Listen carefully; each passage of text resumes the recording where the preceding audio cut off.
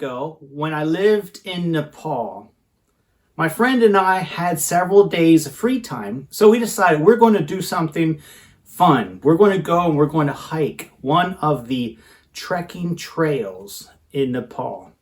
So I said we only have a few days. We're going to take the easiest trail. It's called the Langtang Trail, and we're going to take that couple days up into the mountains and then hike a couple days back on the same trail. So we prepared everything. We got a map. We figured out where we're going to go, where we're going to spend the night. We went into the tourist area of Kathmandu. We talked to the travel agencies. What do they recommend? Do we sleep? Where do we sleep? And we found out that there's hotels and guest houses all along this trail, tea houses from the local people. So whenever you want to stop, whenever you want to get food, you can just stop at one of these local villages and purchase food from the local people or have a place to stay for the night. So we decided, okay, we're just going to take a backpack, put a change of clothes in, and we're going to go for a trek, an adventure of a lifetime. Little did we know that it would be an adventure of a lifetime. Well, we went to Bessie, and from there we started hiking. We started early in the morning. We had a hotel there, and we left about 6 o'clock or just as the sun was coming up, and we started trekking up the Langtang Trail. Well, we got to where all the professionals were telling us to stop and spend the night. We got to that location at 11 o'clock in the morning. So we looked at each other and we said, we can't stop now. The day has only just begun. We got to keep going.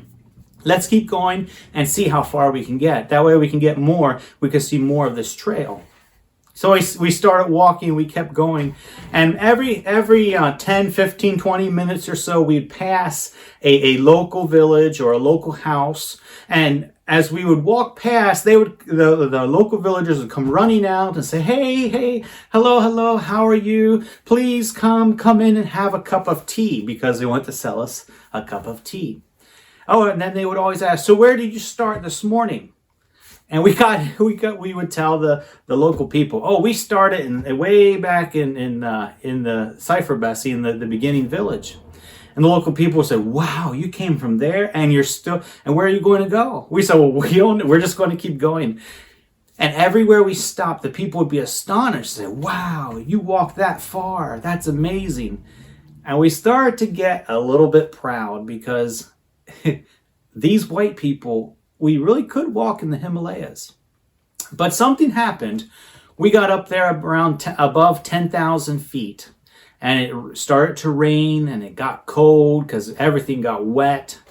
And I started to develop some stomach issues. And above 10,000 feet, something happens that there's less oxygen. And for myself, I don't mind it so much. But above 10,000 feet, it starts to affect me.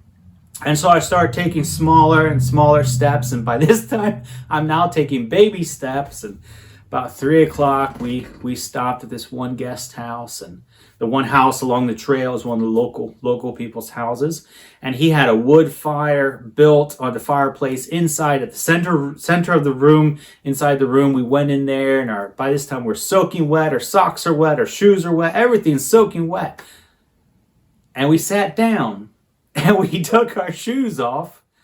Then we took our socks off. We laid our socks out there close to around the fire, trying to dry them out. And then we ordered food, and there was no way we were going to get up from that spot that day.